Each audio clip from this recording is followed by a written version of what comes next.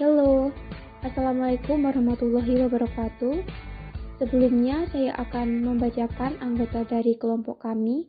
Yang pertama ada Siti Faikotul Alfia dengan NIM belakang 2006.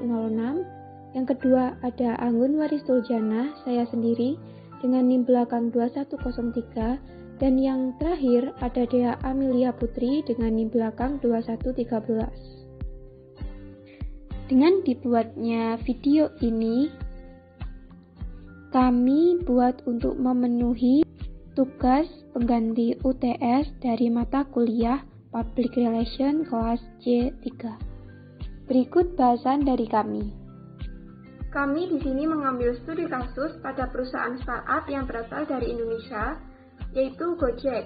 PT Gojek adalah salah satu transportasi berbasis internet di Indonesia. Kehadiran Gojek sebagai bentuk implikasi dari perkembangan teknologi dan meluasnya penggunaan internet dan smartphone di tengah masyarakat.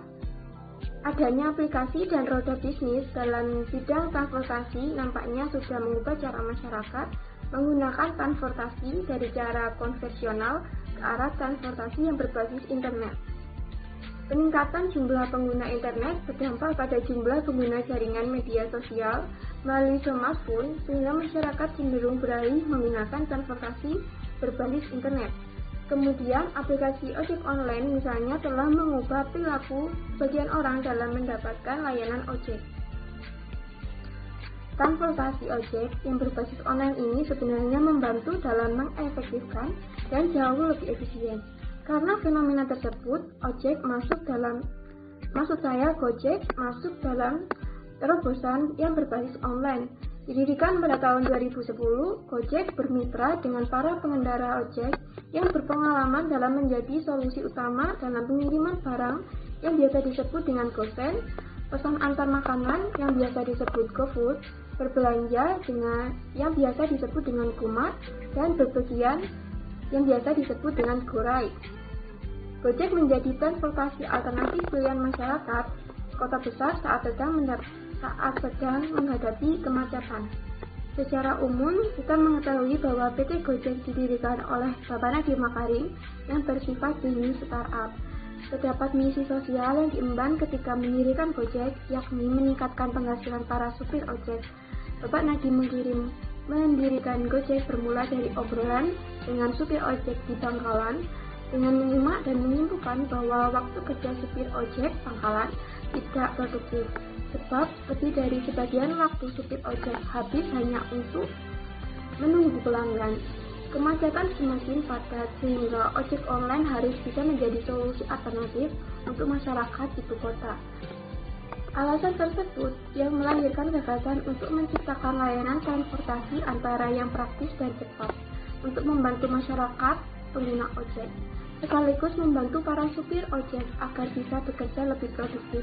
Hingga pada tahun 2010, akhirnya Gojek diluncurkan dan mulai beroperasi. Tetapi, belakangan ini terjadi hal tak terduga yang melibatkan PT Gojek, yaitu pelecehan terhadap customer yang dilakukan oleh oknum pengemudi. Kronologi ini disampaikan oleh seseorang yang bernama Tata Pitaloka dalam cuitannya di thread Twitter, yaitu bermula saat temannya dilecehkan oleh driver ojek online yang berinisial MM. Pelecehan seksual tersebut dilakukan oleh driver ojek online ketika menerima pesanan dari korban.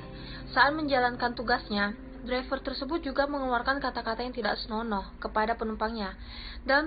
Dalam tweet tersebut juga diceritakan bahwa driver ojek online itu menyampaikan niatnya ingin memegang payudara korban. Dari tweet Twitter tersebutlah kasus ini menjadi viral sehingga membuat banyak orang yang marah dan juga merasa bahwa PT Gojek melakukan perekrutan yang tidak benar sehingga menghasilkan driver Gojek yang cabul.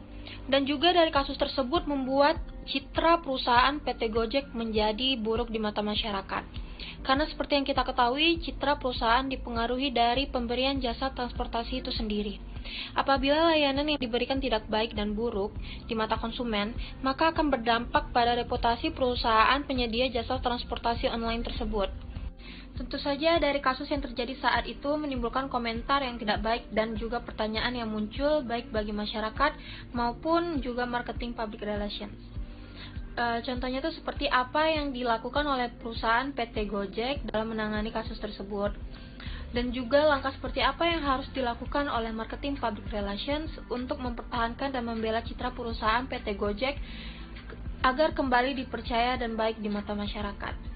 Pertanyaan itu akan dijelaskan oleh rekan saya.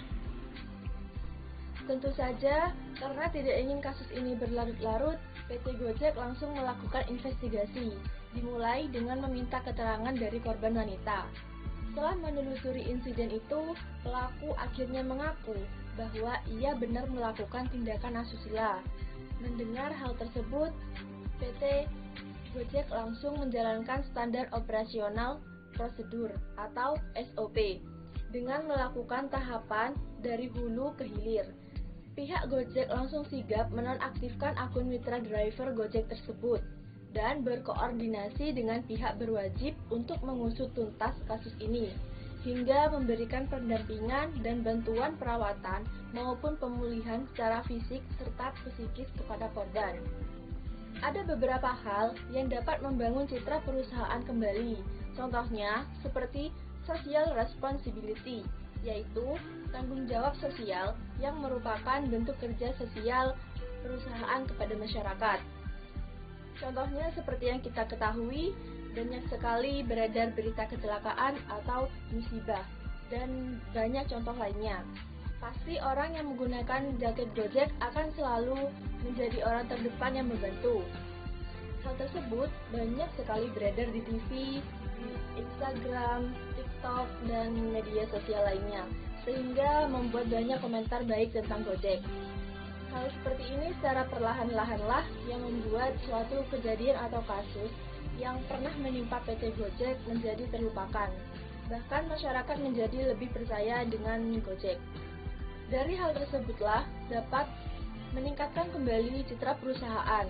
Lalu yang kedua yaitu dengan event atau program acara yang bertujuan memperkenalkan produk dan layanan perusahaan, mendekatkan diri ke publik, dan jauh lebih lagi mempengaruhi opini publik.